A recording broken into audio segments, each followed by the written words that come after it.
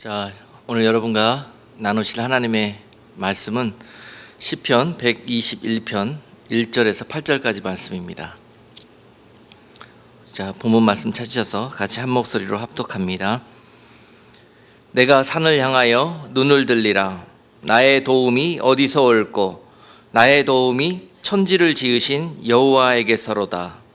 여호와께서 너로 실족지 않게 하시며 너를 지키시는 자가 졸지 아니하시리로다. 이스라엘을 지키시는 자는 졸지도 아니하고 주무시지도 아니하시리로다.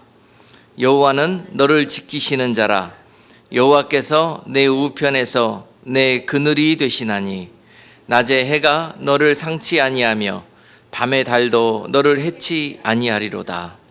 여호와께서 너를 지켜 모든 환난을 면케하시며 또 내 영혼을 지키시리로다. 여호와께서 너의 출입을 지금부터 영원까지 지키시리로다. 아멘. 오늘 본문 말씀을 통해서 하나님은 너를 지키시는 자라는 제목으로 말씀을 증거하도록 하겠습니다. 지난주에는 저희 큰아이가 하나님 은혜로 여러분 아시다시피 작년에 대학을 갔고요. 그 대학을 가서 1년 지내면서 집에 돌아와서 여름방학 동안에 있는 동안에 자신의 여러 어려움들을 상의를 하더라고요. 꿈을 가지고 대학을 갔는데 자신이 꿈꿨던 그런 모습들은 전혀 보이지 않고 여러 가지로 믿음으로나 또는 영적으로 너무 현실과 내가 생각했던 그런 꿈과 거리가 먼 그 대학 생활을 통해서 많이 아이가 충격을 받았던 것 같아요. 그래서 또 2학년 이제 시작되는데 자신이 없다고 그걸 얼마나 고민이 되었던지, 내가 여기서 과연 믿음을 지킬 수 있을까, 제대로 삶을 살 수 있을까. 2학년 때는 좀 휴학을 하고 좀 쉬면서 좀 그런 문제들을 좀 찬찬히 기도하면서 결정하기를 상의를 하더라고요. 그래서 오늘 본문 말씀을 통해서 아이와 같이 대학으로 돌아가기 전에 가정 예배를 드리고, 또 아무리 네가 보았던 그 세상이 너를 유혹과 시험 가운데 빠지게 할지라도 하나님이 너를 지키시기를 원한다. 그리고 네가 하나님을 향해서 고개를 들고 그분이 예비하신 그 거룩한 산성을 늘 바라보면서 네가 산다면 하나님의 약속의 말씀은 너에게 함께 할 것이다. 그리고 너를 지키실 것이다 라고 축복하면서 예배를 드리고 보냈습니다. 마찬가지로 오늘 이 말씀을 여러분께도 축복의 그런 메시지로 드리기를 원합니다. 여러분들이 세상 속에서 살아가야 되는 지금 현실이 믿음으로 또는 말씀대로 살아가기에 너무 힘들고 세상과 타협하고 또 죄를 짓지 않고서는 살 수가 없는 그러한 시대를 살고 있습니다. 그런 여러분들에게 오늘 이 축복의 말씀은 여러분들에게 능력의 말씀으로 자리하게 될 것이고, 원수 마귀가 아무리 여러분들을 죄 가운데 빠뜨리라 할지라도, 하나님과의 그 사랑의 관계를 끊으려 할지라도 여러분들을 그 사랑 가운데 지켜주실 줄로 믿습니다. 어렵고 시험이 찾아올 때마다 오늘 고백한 이 시편 121편 말씀을 여러분들이 삶 속에서 고백할 때에 그 약속은 즉시로 유효하게 될 것이고 회복되게 될 줄로 믿습니다. 오늘 말씀을 잘 듣고 마음에 새기고 돌아가서 승리할 수 있는 여러분 모두가 되기를 원합니다. 이 약속이 여러분과 함께 하시기 위해서는 첫 번째로 여러분이 산을 향하여 눈을 돌리는 삶을 사시기를 주님의 이름으로 축복합니다. 여러분들이 땅을 쳐다보고 사는 한 해는 언제나 여러분들에게 시험과 올무가 찾아올 수밖에 없고요. 이 세상 가운데서 여러분들의 피난처와 도움을 찾고자 원할 때는 항상 여러분 눈에 그 오아시스와 신기루와 같은 것들을 보여주면서 그것이 너희들의 도움이고 피난처가 될 것이라고 마귀는 여러분들을 시험에 빠뜨릴 것입니다. 오늘 그러한 우리들에게 하나님께서 산을 향하여 너희의 눈을 두어라.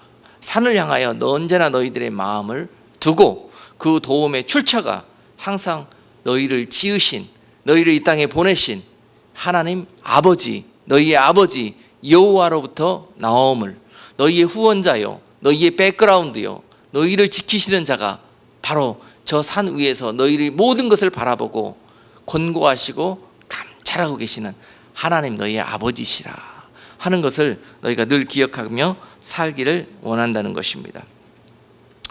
시편 오늘 본문 말씀에서 1절에 보니까 그 산은 무엇을 의미하고 있느냐, 그 산은 어디를 의미하고 있느냐. 이 산은 히브리 말로 하르라고 기록되어 있는데요, 바로 예루살렘을 직접적으로는 예루살렘 주변을 둘러싸고 있는 시온산, 이 산을 의미하고 있습니다. 오늘 본문 말씀에서의 그 우리가 바라보아야 될 그 산은 바로 시온산을 의미한다는 거예요. 이 시온산은 하나님의 거룩한 도성을 둘러싸고 있는 바람막이요 거룩한 산성이 되어주시는 하나님의 임재를 의미하고 있습니다. 하나님이 계시는 곳, 하나님이 보호하시는 곳, 바로 그것이 산입니다. 하르입니다. 하나님의 백성들은 이 사실을 잊어버릴 때 두려워지기 시작하고요, 이 사실을 인정하고 맡기지 못할 때 보이지 않기 때문에, 그 보이지 않는 하나님이 우리의 담이 되어주시고 우리를 지키시는 자가 되어주신다는 사실을 인정하지 못할 때 바로 그 도성으로 바로 원수 마귀의 그런 공격을 받게 되는 것입니다.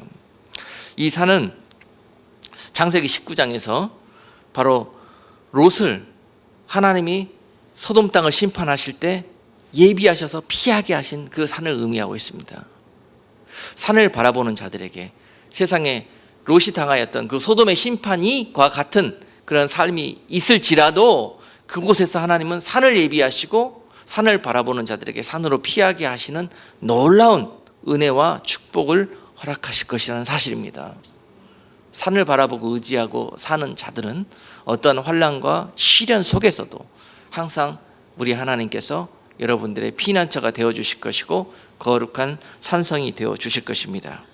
출애굽기 31장에 보시면 모세에게 또한 산에서 만나 주셨는데요, 그를 시내산 즉 호렙산으로 불러주셔서 그 모세에게 하나님이 만나 주시고 또한 그에게 그의 사명을 말씀해 주시고 그리고 또 그에게 하나님의 계명을 말씀해 주신 곳이 바로 하나님의 산 호렙입니다.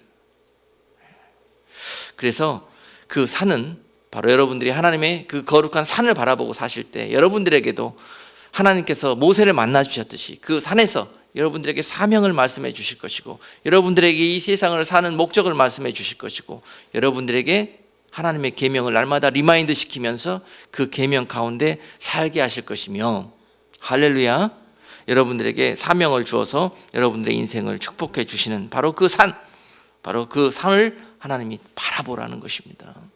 세상에서 세상 사람처럼 땅만 바라보고 사지 마시고 세상의 소망만 바라보지 마시고 하나님의 사명을 바라보면서 눈을 들어 하나님을 늘 찾으시는 여러분 되기를 주님의 이름으로 또한 축복합니다.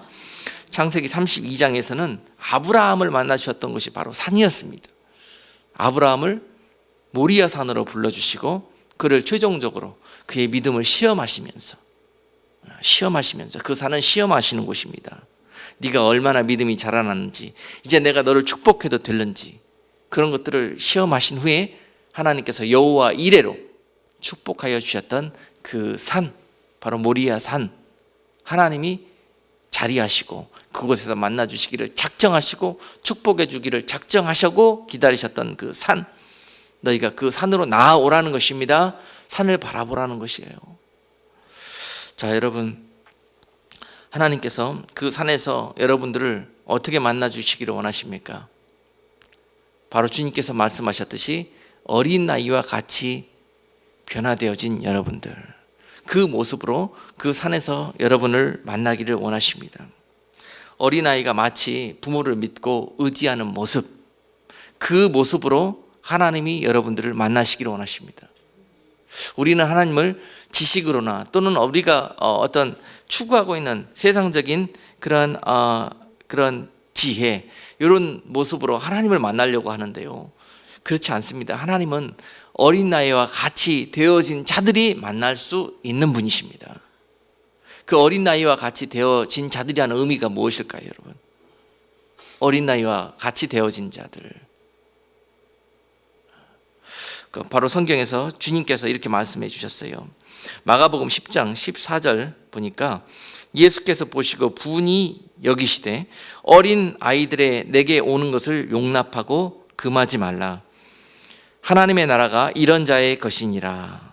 내가 진실로 너희에게 이르노니 누구든지 하나님의 나라를 어린 아이와 같이 받아들이지 않는 자는 결단코 들어가지 못하리라 하시고, 하나님의 나라를 어린아이와 같이 받아들이지 않는 자는 천국에 들어갈 수 없대요.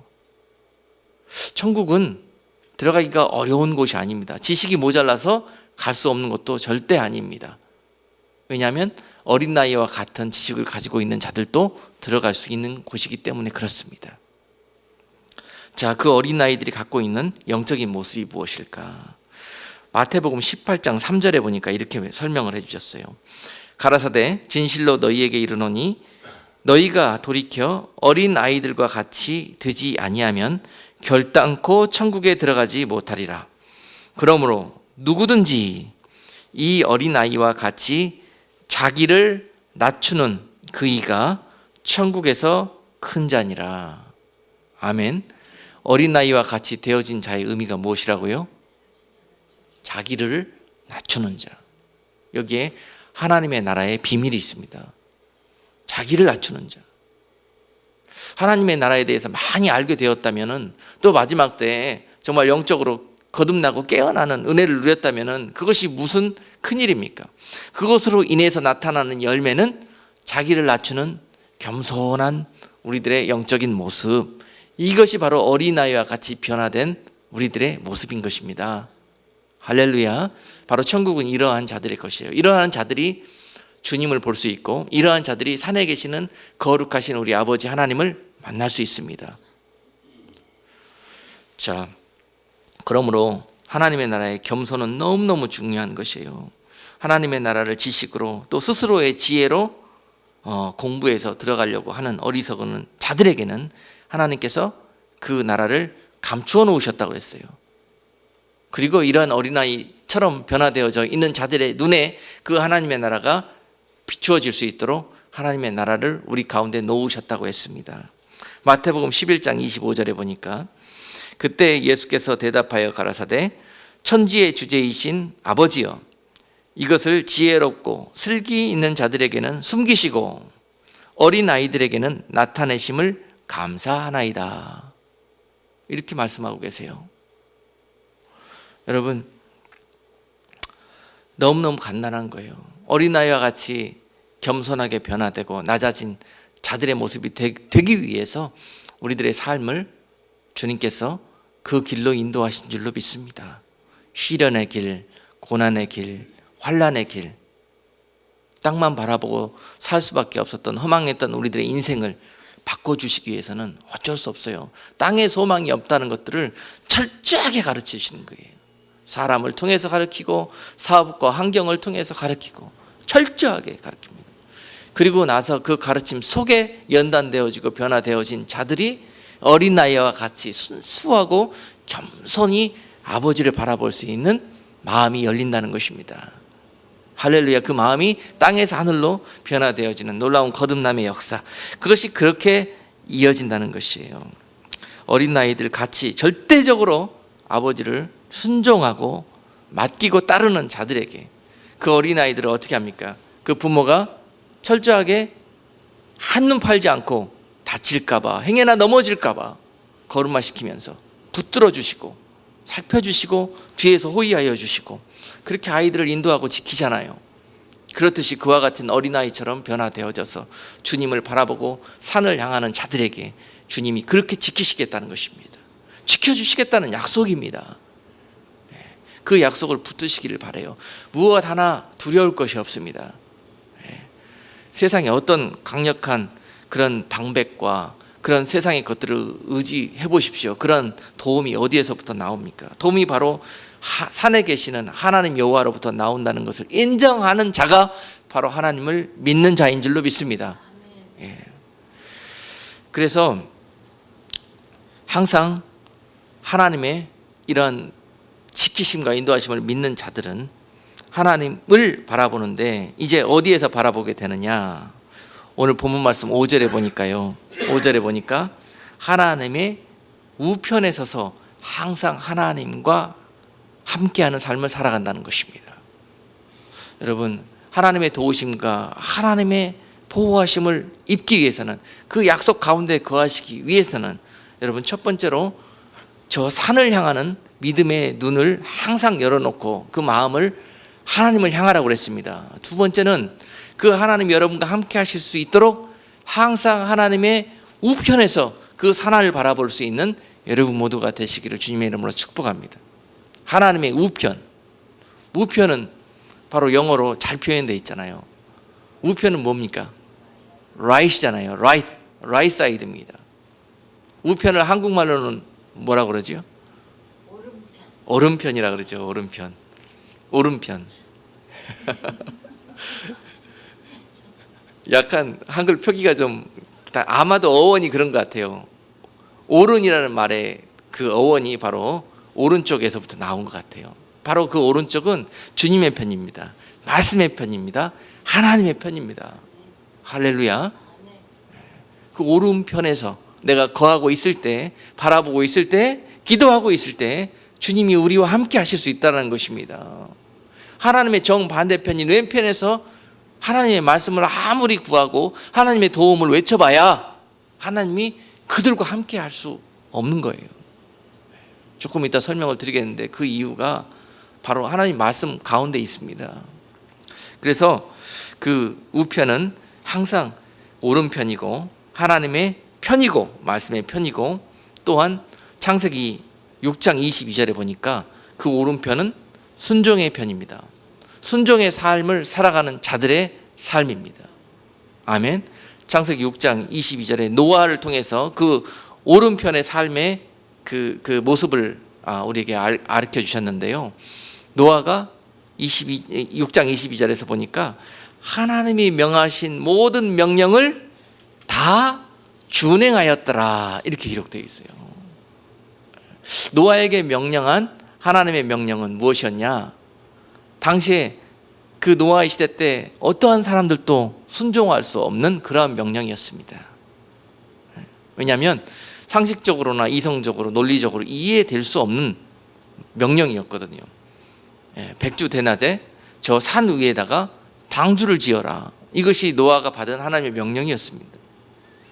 그런데 노아는 그 하나님의 명령을 철저하게 다 하나도 빼놓지 않고 다 준행하였더라. 이러한 삶을 바로 하나님의 오른편에 거하는 삶이라고 말씀하고 계십니다.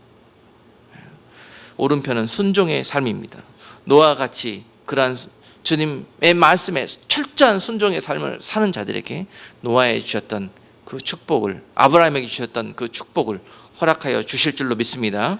또한 그 우편은 하나님과 동행하는 삶입니다. 하나님과 동행하는 삶. 창세기 5장 22절에 보니까 에녹을 통해서 하나님과 동행하는 삶이 어떤 것인가 라는 것을 설명해 주셨습니다. 창세기 5장 22절에 보니까는요, 에녹이 하나님과 동행하면서 300년 동안을 하나님과 동행하는 삶을 살았더라라고 기록되어져 있습니다.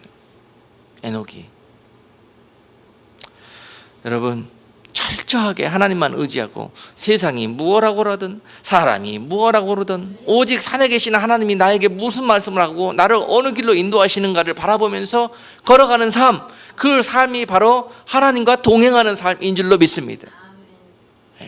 나는 세상에서 너무나 외롭고 소외된 것처럼 느껴질지라도 날마다 하나님이 그와 함께 하시면서 기도할 때마다 뚜뚜따따 성령으로 그에게 하나님의 영으로 늘 말씀해 주시고 위로해 주시고 그에게 항상 용기를 주시면서 이 세상을 외롭고 좁지만은 협착하지만은 항상 기쁨으로 걸어갈 수 있도록 인도해 주신다는 것입니다. 이것이 바로 하나님이 동행하는 삶입니다. 노아가, 에녹이 그러한 삶을 살았고요. 또한 창세기 39장에서 그 요셉이 그 삶을 살았다고 기록하고 있습니다.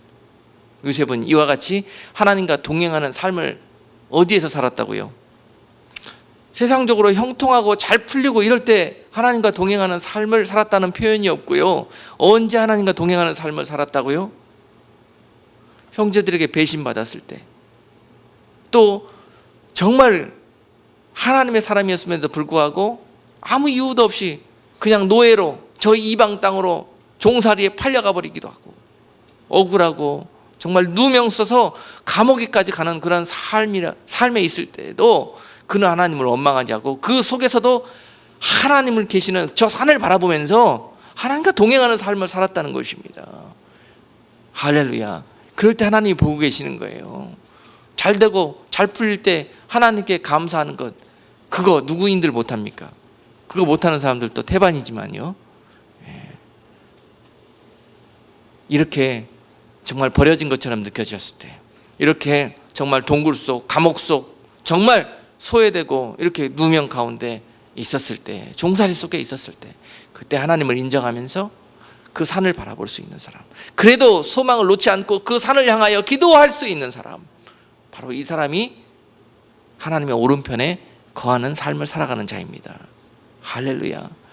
바로 요셉이 그러한 살았던 그 하나님과 동행하는 삶, 철저히 구별하게 살았던 그 삶, 거룩한 삶, 거룩한 삶. 그 요셉이 보디발의 아내가 날마다 유혹했다고 기록되어 있어요. 창세기 39장 9절에 보면은 그 보디발의 아내가 요셉을 보고 연민의 정이 들어서 날마다 나와 동침하자고 유혹했다고 기록해 있습니다. 그러나 그 요셉이 어떻게 선포합니까? 날마다 이런 유혹이 찾아올 때 힘있고 나를 도와줄 수 있고 나의 모든 어려움을 해결해 줄 수 있을 것 같은 그 사람이 나를 유혹하고 나에게 제안을 해올 때 요셉이 어떤 하나님과 동행하는 삶을 삽니까? 이것이 바로 거룩한 삶인데요. 내가 어찌 이 큰 악을 행하여 하나님께 득죄하리까? 라고 고백합니다. 여러분, 하나님이 계시는 산을 바라보고 그 하나님의 도움을 의지하며 살아가는 자의 삶은 이 세상에서 이와 같은 고백이, 이런 유혹과 시험이 찾아올 때 나오게 되어 있습니다.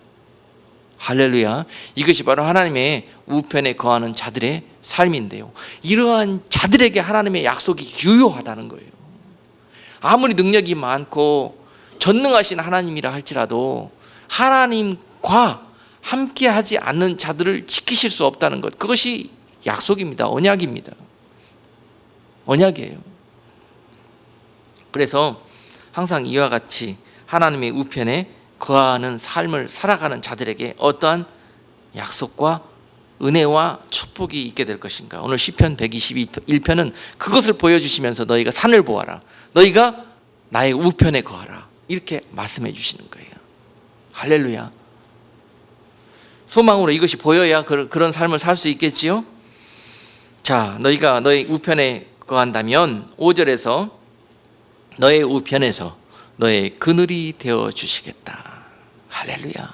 하나님께서 너를 지키는 자가 되어 주시겠다고 그러셨는데 어떻게 지켜주실 것인가? 너희 우편에서 너의 그늘이 되어 주시겠다. 이 그늘이라는 말, 그래서 너가 해와 달이 너를 상치 못하게 너를 지켜주시겠다. 여러분들이 하나님의 우편에서 이와 같이 말씀을 지키면서 하나님만 의지하고 삶을 사신다면 여러분께 하나님께서 그늘이 되어 주실 것이고, 그로 인하여서 하늘의 해와 달이 여러분들을 상치 못하고 해치 못하도록 지켜주시겠다. 이와 같은 약속이 있습니다. 그늘이 무엇인가? 그늘. 이 그늘은 바로 다윗에게 하나님의 약속이 임하였듯이 다윗이 어떠한 어려움과 저 사막의 음침한 골짜기에 거한다 할지라도 하나님이 그에게 그늘이 되어주셔서 그의 고백대로 그가 우편에서 하나님께 날마다 기도했듯이 하나님은 그에게 응답해 주셨습니다. 여호와는 그의 피할 바위가 되어주셨고, 여호와는 그의 거룩한 산성이 되어주셨고, 요새가 되어주셨고, 그의 모든 기도의 응답이 되어주셨습니다. 바로 이것이 그늘입니다. 그늘. 하나님 편에서 하나님께 기도하는 자들이 누릴 수 있는 하나님의 약속입니다. 그래서 이 그늘은요, 하나님이 지켜주시겠다는 그런 약속인데, 지키시겠다. 바로 이 말이 히브리 말로는 샤마르라는 말로 기록되어 있어요. 샤마르. 샤마르는 지키다, 보호하다, 세밀히 살피다 라는 뜻을 가지고 있는 말로 기록되어 있는데요. 자, 이 말은 다른 성경에서는 신명기 11장 11절에서 권고하시다라는 말로 바꿔서 표현되어 있습니다. 권고하시다. 신명기 11장 우리 한번 찾아보십시다. 신명기 11장 11절 15절까지 우리 같이 한번 읽어보겠습니다. 너희가 건너가서 얻을 땅은 산과 골짜기가 있어서 하늘에서 내려는 비를 흡수하는 땅이요 내 하나님 여호와께서 권고하시는 땅이라. 새 초부터 새 말까지 네 하나님 여호와의 눈이 항상 그 위에 있으리라. 내가 오늘날 너희에게 명하는 나의 명령을 너희가 만일 청종하고 너희의 하나님 여호와를 사랑하여 마음을 다하고 성품을 다하여 섬기면 여호와께서 너희 땅에 이른 비 늦은 비를 적당한 때에 내리시리니 너희가 곡식과 포도주와 기름을 얻을 것이요 또 육축을 위하여 들에 풀이 나게 하시리니 네가 먹고 배부를 것이라. 아멘. 자, 이 말씀은 이스라엘 백성들이 그 광야에서 하나님을 바라보는 훈련을 했지 않습니까? 40년 동안. 그리고 그 훈련을 마치고 이제 그 약속의 땅 가나안으로 들어가게 되었는데, 너희가 그 땅에 들어가게 되면 모세가 이제 이 이스라엘 백성들에게 유언처럼 이 말씀을 남깁니다. 제발 그 가나안 땅에 너희가 들어가게 된다면 그곳에 거하시는, 그 산에 거하시는 하나님을 바라보고 그 하나님께 의지하고 그 하나님께 기도하고 예배하고 그런 삶을 살아라. 그런다면 그 하나님의 은혜와 그 권고하심이 항상 너희와 함께 하심으로 너희가 이른 비와 늦은 비를 얻게 될 것이고 너희가 일용할 양식과 그 모든 필요한 것들을 그로부터 공급받게 될 것이다 라는 약속입니다. 그러니 그 땅에 들어가게 되면은 절대 땅을 보지 말고 산에 계시는 하나님 여호와를 바라보는 삶을 살아달라라는 부탁을 모세가 그 이스라엘 백성에게 지금 하고 있는 말씀이에요. 이 말씀, 이 약속이 유효하게 되려면 너희가 뭐해라? 산을 바라보아라. 너희가 하늘에 계시는 하나님 여호와를 너희의 왕으로 섬기는 그러한 삶을 그 땅에 들어가서 살아야 할 것이다. 자, 이와 같이 고백하는 자들에게 항상 방패와 요새가 되어주시겠다는 약속, 그리고 해와 달로부터 그들을 지켜주시겠다는 약속. 해는 뭡니까? 해는 낮에 우리에게 지금 사막에서 당하는 고난을 이야기하고 있습니다. 사막에서 그 백성들이 철저하게 그냥 너무너무 이게 피부로 느끼는 고난이에요. 낮이면 뭘로 고통당했습니까? 해. 밤에는 뭘로 고통당했습니까?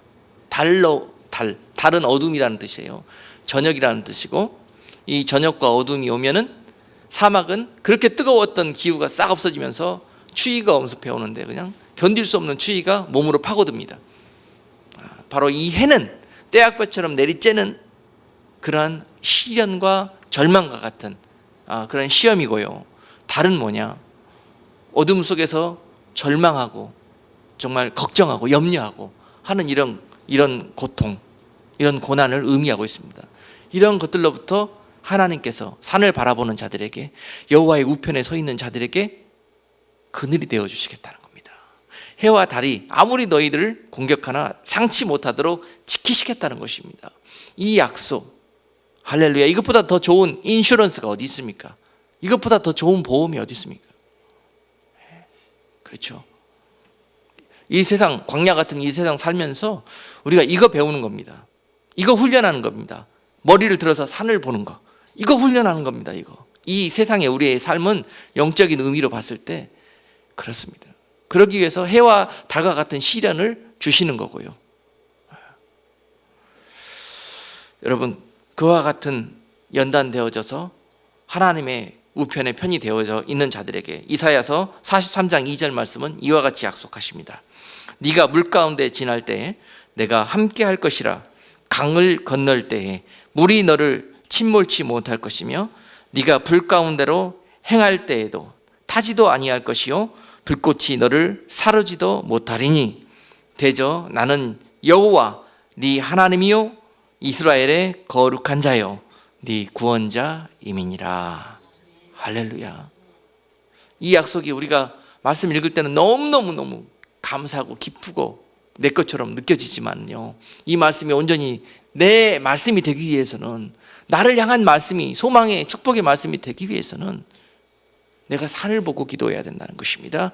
내가 산을 바라보는 삶을 살아야 된다는 것입니다. 의롭고 하나님이 기뻐하는, 하나님의 오른편에 거하는 삶을 살아야 된다는 것입니다. 그럴 때 이 약속이 그 이스라엘에게 임하게 된다는 것입니다. 그리고 7절 말씀 보니까 이와 같이 하나님의 우편에 피하는 자들에게 환난을 면케해 주시겠다라는 약속이 있습니다. 7절에서 모든 환난을 하나도 빠뜨리지 않고 그 환난으로부터 하나님이 그러한 자들을 지키시겠다 하는 약속. 여러분, 여기서 말씀하신 환난은 무엇일까요? 환난. 성경에서 열왕기하 7장 말씀에 보면은 하나님의 도성 사마리아 땅에 어떠한 일이 벌어지게 되었느냐? 놀라운 기근이 찾아왔습니다.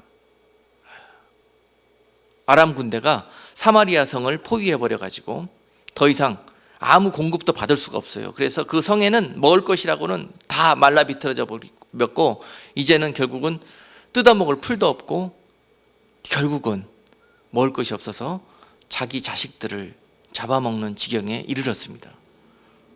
여러분, 성경에서도 이와 같은 환난이 있었습니다. 분명히 성경의 역사상 있었습니다. 그리고 앞으로 우리들의 삶에서도 없으라는 법이 없습니다. 그 사마리아 성이 어쩌다 이런 환난을 만났습니까? 하나님과 상관없이, 아무리 하나님께서 저 산에서 그 백성들을 불러도 상관없이 각기 제 갈 길로 가버렸고, 우상 숭배와 제약의 길로 가버렸고, 더 이상 하나님이 필요 없다고 하나님을 멸시하고 거역하는 삶을 살다가, 아무리 주의 종들이, 선지자들이 와서 그 백성들의 이름을 불러도, 그 지도자들에게 가서 하나님의 말씀의 법을 가르쳐도 그들은 그 법을 따르지 않고 결국은 사람이 좋아하는 법, 세상을 의지하는 그 삶을 살다가 결국은 이 환난을 만나게 된 겁니다. 하나님이 좌편에 거하는 그들을 더 이상 지키실 수가 없는 거예요. 하나님이 지키지 못하시면은 공격을 받습니다. 유혹을 받고 환난이 찾아오고 시험을 받게 되어 있습니다. 하나님이 지켜주시지 않기 때문에 그렇습니다. 아니, 지켜주시지 않는 것이 아니라 지키실 수가 없기 때문에 그렇습니다. 그 이유는 우리가 우편이 아니라 좌편에 서 있기 때문에 그렇습니다. 지금 여러분, 우리가 살고 있는 이 땅 미국이요, 하나님의 우편에 거하는 삶을 살다가 이제 좌편으로 옮겨가 버렸어요. 심각한 이야기입니다. 지금 올해 2015년도가 닥치면서 이런 일들이 벌어져 버렸는데요, 지난 6월 달에 여러분 마지막 6월 26일 날 설교했던 내용이 바로 그것입니다. 마지막으로 이제 하나님의 말씀대로 살지 않겠다. 하나님의 말씀으로 건국되어진 이 나라가, 하나님의 축복을 받을 수밖에 없는 이 나라가 이제 그 축복을 발로 걷어차 버리고, 그 보호하심을 걷어차 버리고 하나님의 우편으로, 세상 사람의 편으로, 마귀의 편으로 그들이 바로 옮겨가 버렸다는 것입니다. 눈을 돌려버렸다는 거예요. 그러니 이제 하나님이 보호하시지 못하고 지키시지 못하기 때문에 어떤 일이 벌어집니까? 환난이 임할 수밖에 없습니다. 심판을 막을 방법이 없습니다. 돌아서지 않는 한, 우편으로 다시 돌아가지 않는 한 그렇습니다. 이 땅이라고, 그렇게 잘 먹고 잘 살던 이 땅이라고 해서 여러분 이 환난이 오지 말라는 법이 없어요. 옵니다. 제가 볼 때는 반드시 옵니다. 조만간에 옵니다. 우리의 버르장머리를 가르쳐 놓기 위해서, 다시 땅을 바라보던 우리의 눈을 하늘로 향하시기 위해서 하나님이 이 방법을 사용할 수밖에 없습니다. 마귀들이 그 땅을 유린하고 공격하는 것을 허락하신다는 것입니다. 그래서 그 사마리아 성에 임하였던 그 환난과 그 기근이 이 땅에서 잘 먹고 잘 살던 우리에게 임하지 말라는 법이 없어요. 먹을 것이 없어서 저 맥도날드 쓰레기통에 가서 햄버거 쪼가리 뒤진 날이 우리에게 오지 말라는 법이 없습니다. 그러할지라도 우리는 바로 하나님의 우편으로 돌아가 하나님의 이름을 부를 때 그 환난의 끝이 그 응답이 있게 될 것입니다. 에스더서에 보세요. 아무리 그 이스라엘 백성이라고 해도요, 그 하만이라는 자가 나타나가지고 그 유대인 전체를 몰살하는 그런 계획을 자행하잖아요. 그렇죠? 여러분, 주님의 우편이 아니라 좌편에 거하면은 그러한 엄청난 공격을 받게 됩니다. 그들은 이방 땅에서 좀 자리가 잡히고 이제 종살이일지라도 거기에서 살만한 사람들이었습니다. 그렇죠. 이제 하나님께서 그 고토로 돌아갈 수 있는 길을 열어주셨지 않습니까? 종살이와 포로 생활을 마치고 이제 약속대로 이스라엘로 돌아갈 수 있는 길을 열어주셨는데도 결국은 이후에 어쨌든 그 종살이 땅에 남아서 그 현실의 삶을 누리고 있던 자들이 그 공격을 받게 되었던 거예요. 그런데 하나님은 그들까지도 결국은 지키시고 그들이 눈을 들어서 하나님께 부르짖고 내가 죽으면 죽으리라 하고 하나님을 의지할 때 어떻습니까?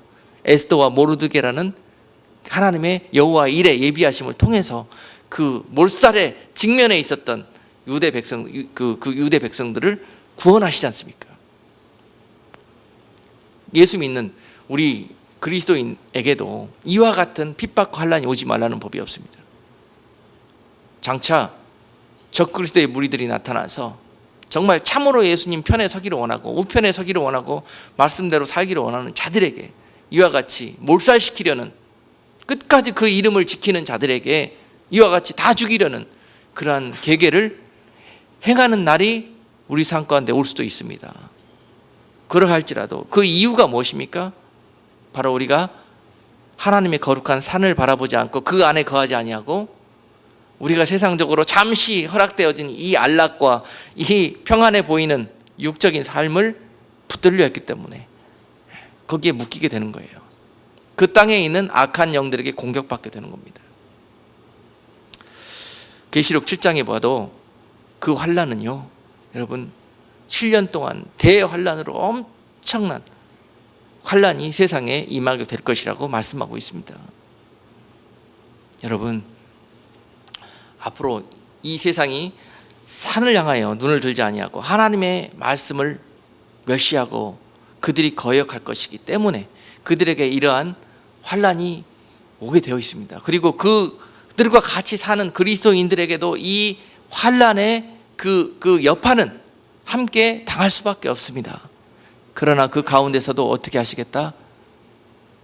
눈을 들어 산을 향하여 나의 이름을 의지하여 부르는 자들마다, 그리고 나의 말씀을 지키며 나의 의로운 편에 어떠한 상황 가운데서도 거하는 삶을 사는 자들마다 이러한 약속을 내가 너희에게 허락하겠다는 것입니다. 할렐루야. 너의 우편에서 그늘이 되어주시겠다는 하나님, 그리고 또한 모든 환난 가운데서 그 환난을 면케 지켜주시겠다는 하나님의 약속, 오늘 이 시편의 약속은 그것을 의미합니다.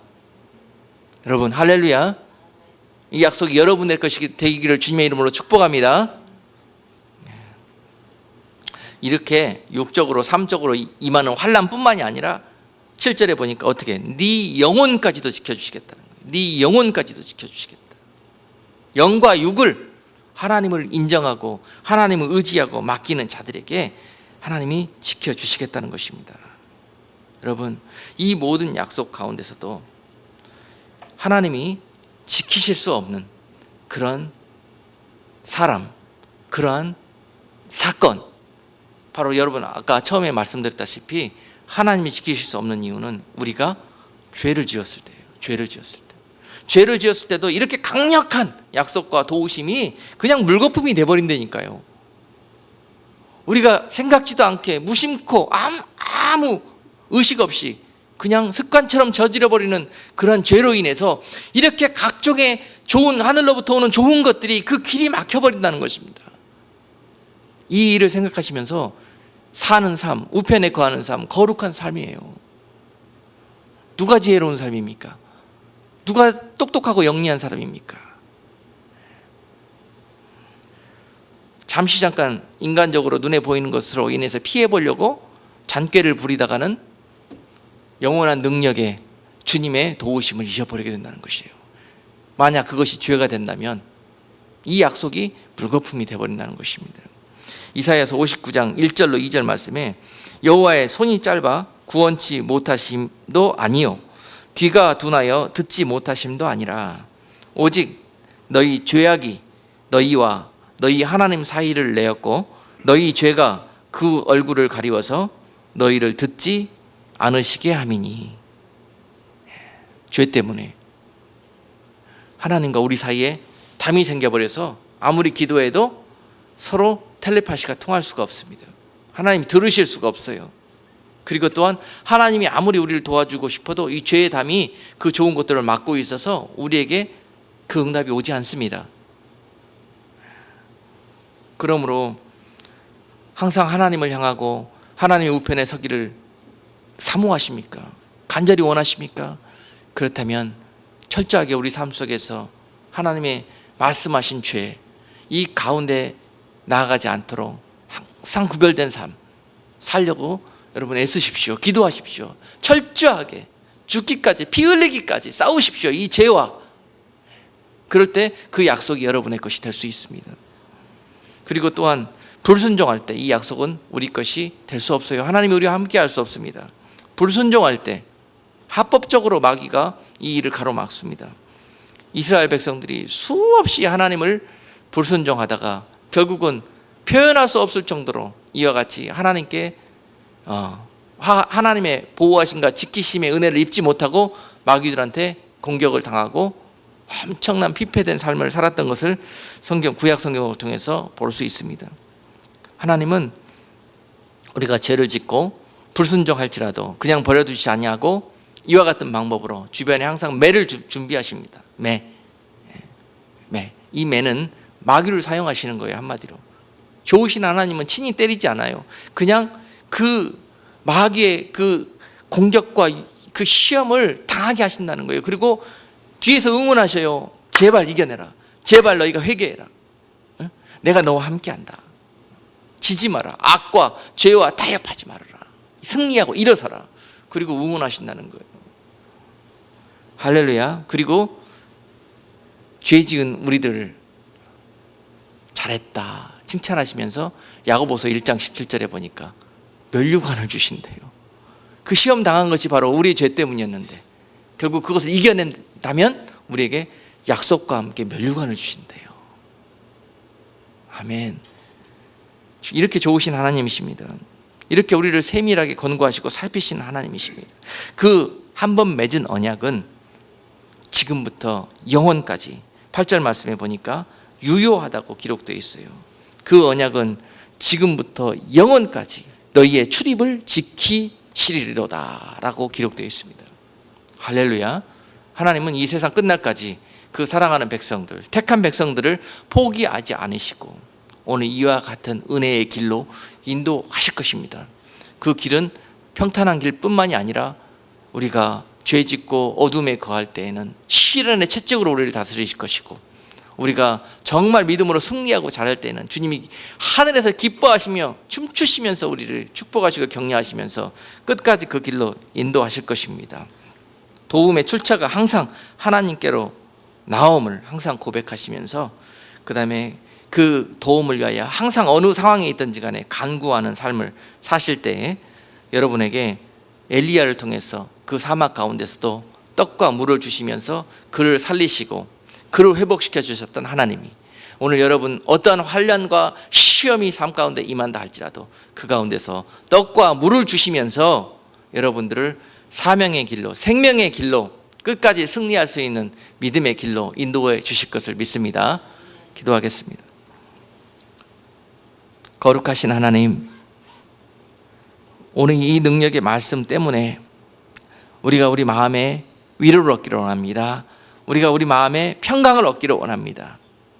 떨리는 마음과 또는 고통스러운 마음과 또는 절망의 마음을 가지고 오늘 이 시간 나왔으나 주님께서 우리에게 말씀을 통해서 그 이유가 무엇인지를 깨닫게 해주셨고, 오늘 눈을 들어서 산을 바라보면서 주님께서 거하셨던 그 십자가의 우편에 거할 수 있는 그의 백성들 될 수 있도록 깨닫게 해주시니 감사와 영광을 돌리옵나이다. 오늘 우리 모두가 아멘하고 이 주님의 말씀 앞에 순종하고 나아가서 삶 속에서 늘 주님을 바라보고 주님의 말씀 앞에 간절히 기도하면서 주님의 오른편에 거할 때에 이와 같은 모든 약속이 저들을 지키시며 세상 끝날까지 저들과 함께할 것을 간절히 믿고 바라오며 예수 그리스도 이름으로 기도드리옵나이다. 아멘.